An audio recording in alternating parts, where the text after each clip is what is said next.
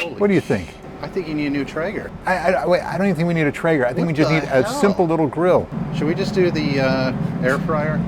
It's got a little That's like a brush fire waiting to happen. to the dumpster. Ain't got nothing to lose.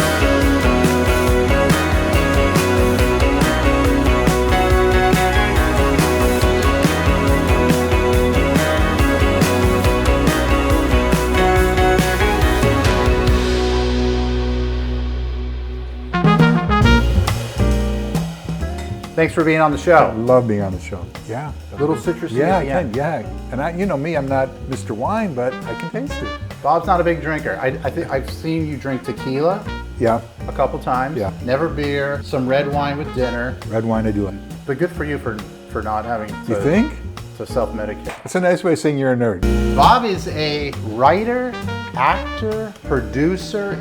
I think you've done pretty much everything you can in entertainment and movies, TV shows. Yeah. On TV shows too. You've Yeah. kind of done, and you do documentaries. The guy does it all, and it all started in the 80s. Yeah. I was actually, it was 1979. I was a PA, a production assistant, which is kind of the lowest man on the totem pole on a movie called Night Kill. But Jacqueline Smith was in it. So I got to give her her per diem, which is the money they get every day, and she was just gorgeous, and she was so kind to me. And then I got to pick Robert Mitchum. I got to pick him up at the airport.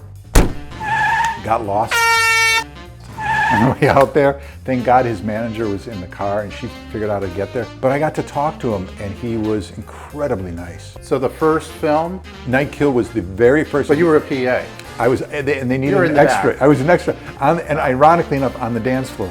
Okay. So I was there with Jacqueline Smith, and I remember thinking, if there's a mic anywhere near me, I'm dead, because my heart was pounding. First role where you're speaking words. First one was, I think it was Christine, Somebody Get the Stretcher. There's an accident on the football field. I'm number 82 with a football helmet on, and you see my hands, and you hear, somebody get the stretcher. The thing is, I'm not sure to this day if they dubbed my voice. Well, I'll tell you, if you didn't say that, nobody was going to get that stretcher. Small part, Back to the Future, where George McFly knocks out Biff. Right. Kids run over, and they figure out what just happened, and that was George McFly. Yeah. What was that? Is that the line? That's the line. That's the He George. just said, who was that? That's George McFly. It's a huge scene. And the irony was, that movie, I was studying at the time, and Eric Stoltz was in my class.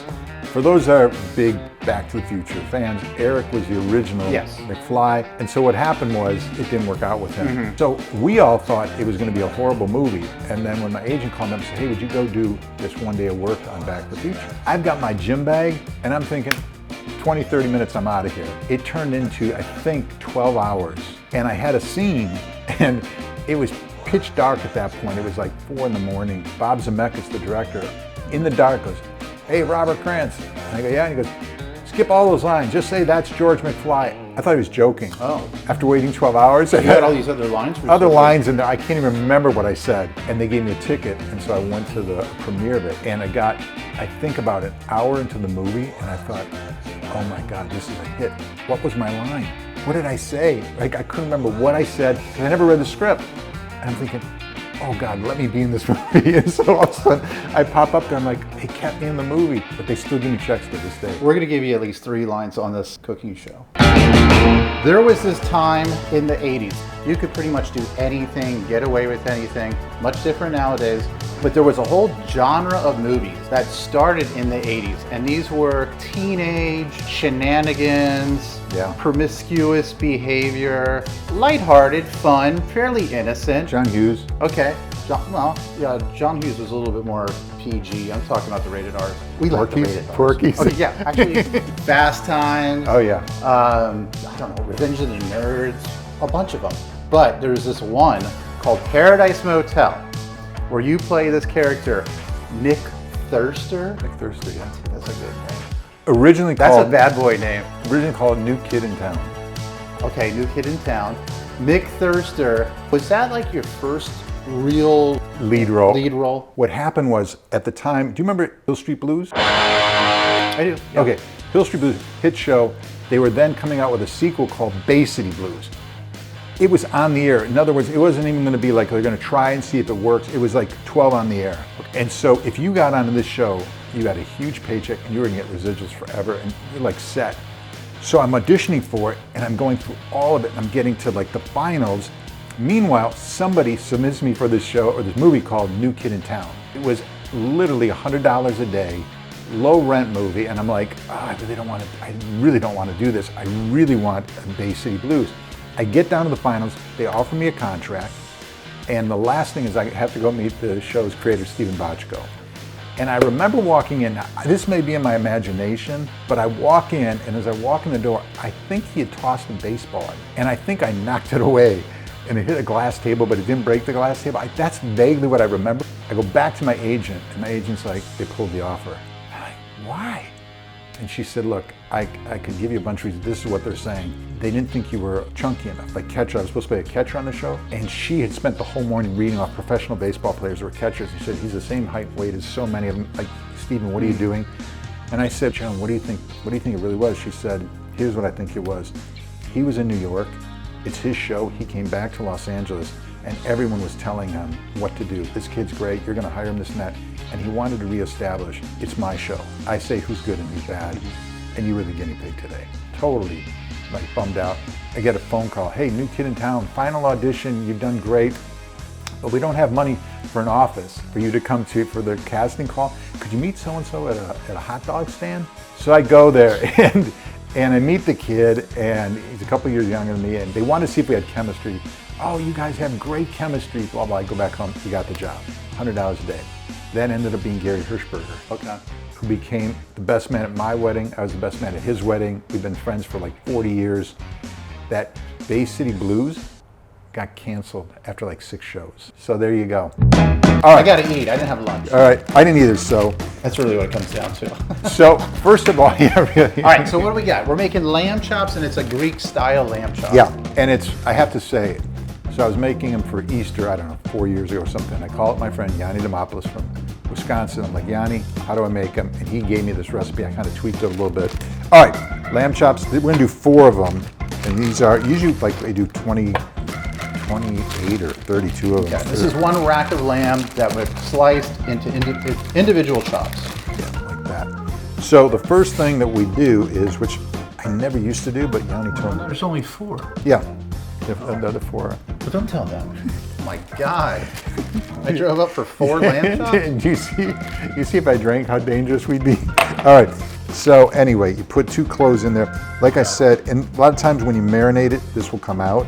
So I kind of, but maybe just being in the bag. What do you mean it comes out? You don't keep the garlic in there while it'll fall off sometimes when you shake the bag and stuff. But I think just the scent of it is kind of good news, so. How many recipes do you think you have? This and my protein shake in the morning, that's about it. Okay, so lamb and protein shake. Yeah, so this is like, if you were to open a food truck, you'd be selling lamb chops. All right. So we got garlic, 2 slivers placed in the lamb chop. Okay, next thing is olive oil, and olive oil, from my understanding, is so that when it adheres to the lamb chops, then, or when you put it on the lamb chops, then the salt and everything will adhere to it. Sure. Drizzle. Now, you using Greek olive oil? I am, but is it a sin to use Italian? No, Yanni told me, he goes, Bob, just use anything, but I use Greek olive oil. Okay. Now, next, we start putting all the stuff that goes onto it after the olive oil.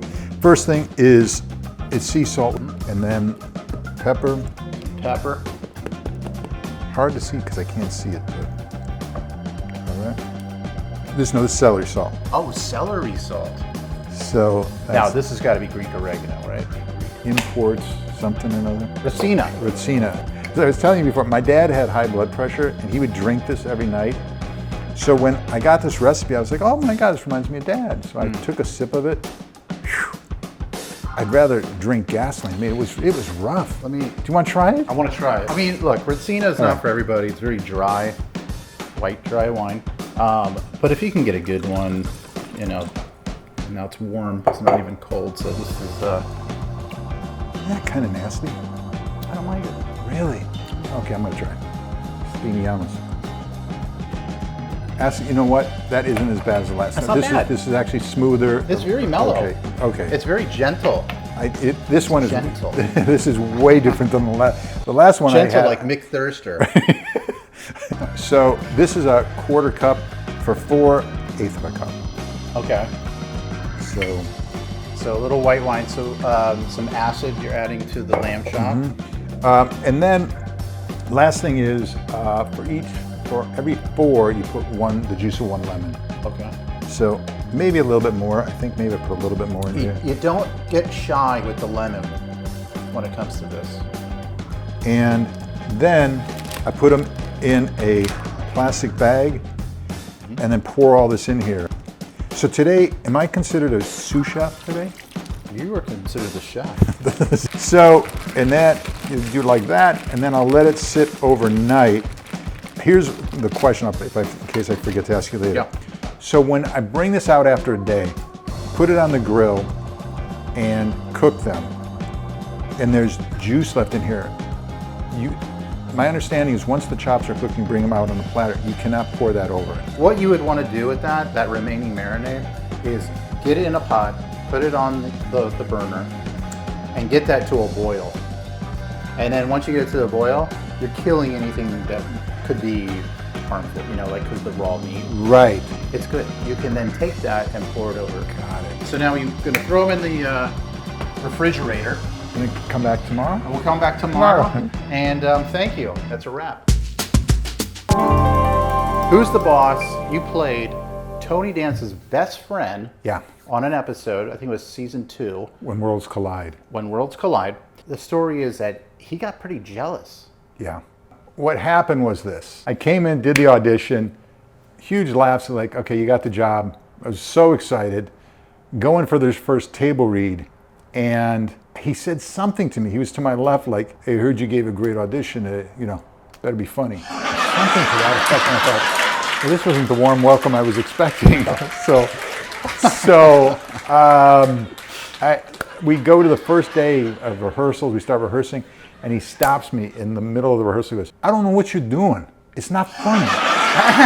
You're talking like this. And so I go home to Gary, the guy from Your buddy. my buddy. I'm at LaMonica's Pizza. I show him the lines. He's like, Bobby, it's funny. I'm telling you, it's funny. I go, all right, I trust. Wait, they're your lines? Someone wrote the lines for you. Yeah, but the way way you're I was delivering doing it, instead of doing it like this, because he'd hear me talk like this, and then we'd start the scene. I'm like, hey, Tony, how you doing? And all that, And it's like, oh, what are you doing? It's not funny. I don't talk like this. Right. And the whole episode. You're doing this. I don't talk like this.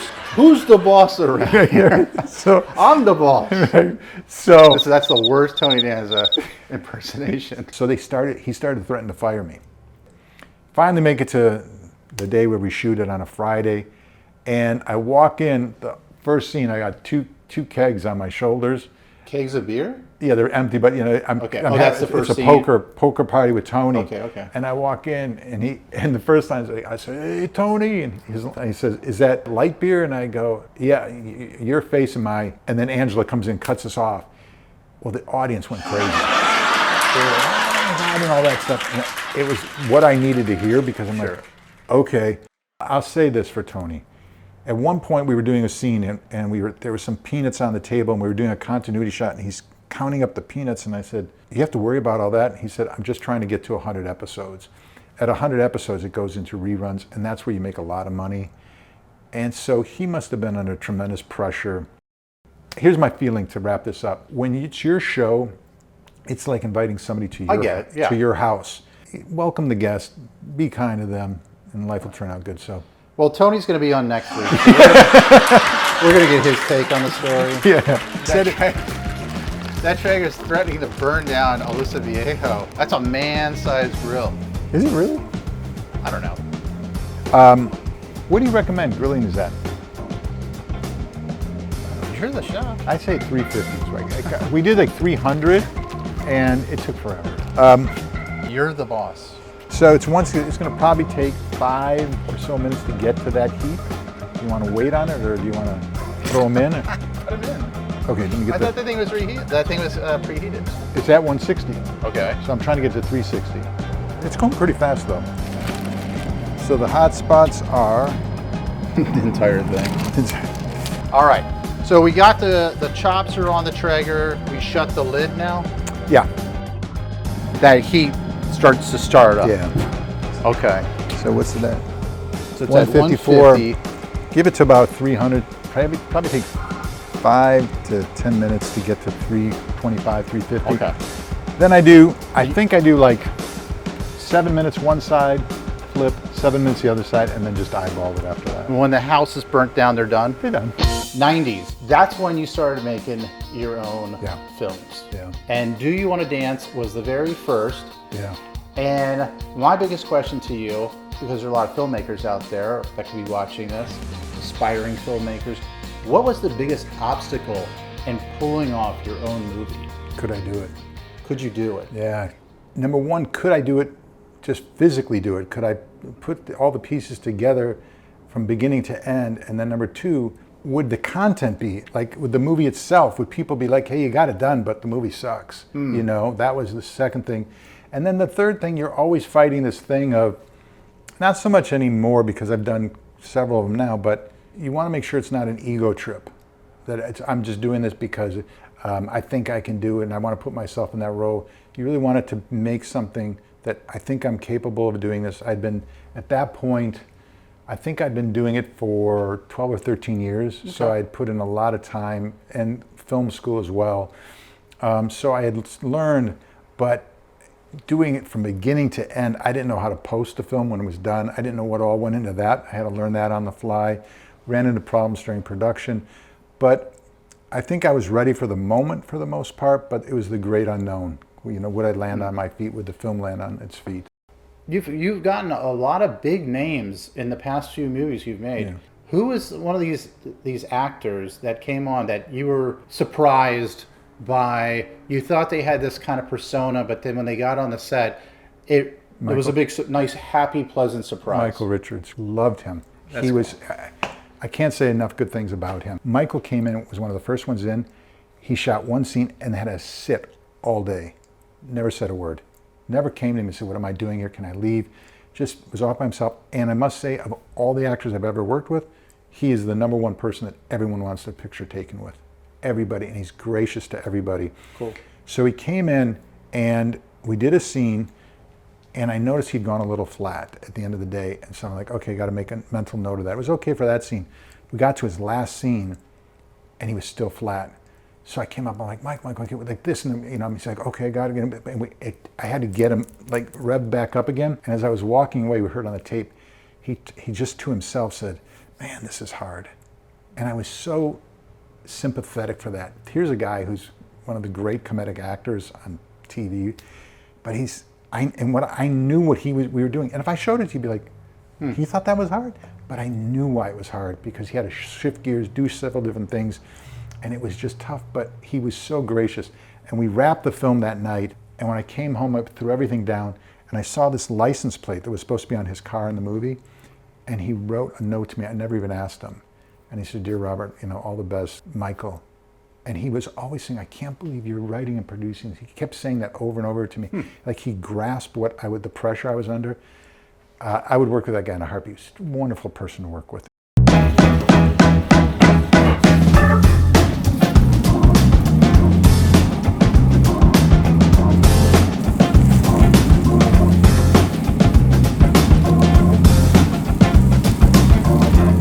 Take a look, Chris. We're done. Done? Done.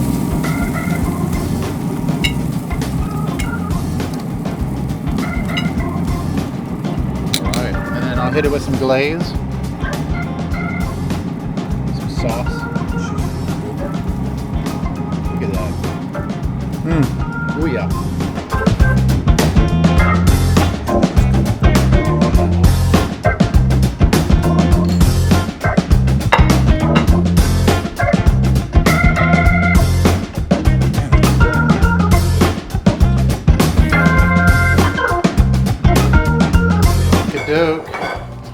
Okay, should we just grab them and eat them like lamb, like lamb chops, like lollipops?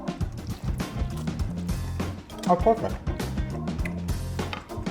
Like, I'm surprised. You can cook them to whatever temp you like. And then these are good. It did come out medium. It's good, isn't it? Sausage, yeah, that sauce. These are good. I want to try this with the Malbec. Yeah, I was gonna say, our pairing, hold on. I got a nice chunk of garlic in that bite. Yeah, it's very good. I'm not even a wine drinker. I like That works. Yeah. Rizzino wasn't bad with it either. That's the next, doing like a Malbec challenge. That works really well with the Malbec. But now I'm gonna take another bite. I'm gonna try it with the classic Retsina. Because the Retsina is in the marinade, so this should like be a no-brainer. Oh yeah, that really gets mellowed out with that. Yeah. I'm telling you, the other Retsina I had must have been horrible because I took one sip of that and I was like, Oof. Well, I think the next movie you make, you're gonna be the writer, actor, producer, and caterer. Cater. Because I think you're not gonna need anybody anymore. But all I would make for every meal is You're lamb just gonna chops go- and protein drinks. You're gonna be wardrobe changing, putting on wigs. You know, you're not gonna have to worry about anybody quitting on the set because you're just gonna be doing the whole damn thing yourself. If you want things done right, you do it yourself. By the way, I just remembered one funny story. So I did a movie called Christmas with the Karountzoses, I don't know, 8, 9 years ago. And I played 2 roles in it. One Michael and the other Uncle Telly. And Telly he looks 180 degrees different than me. And when we were going in pre-production, they're like, you can't do it. People are gonna know it's you can't do it. We can't have you doing 2 roles. I kept saying, no, I think I can do it. I think I do it. They said, oh, you're gonna have to prove it. So we went down, it was, I forget, somebody's birthday, and you were sitting next to me. And I turned to you and go, and I go, I'm preparing for Christmas with the Karountzoses. Do you remember this? And you go, really? I go, yeah, we're thinking of hiring this actor to play Telly. Oh. And you look at it and go, oh man, dude, does that guy look like a Telly or what? And I turned to Trisha and I go, I'm playing the role. Cheers. Thank you, brother. Again. Thank you for coming up. Thank you. Thank all of you too.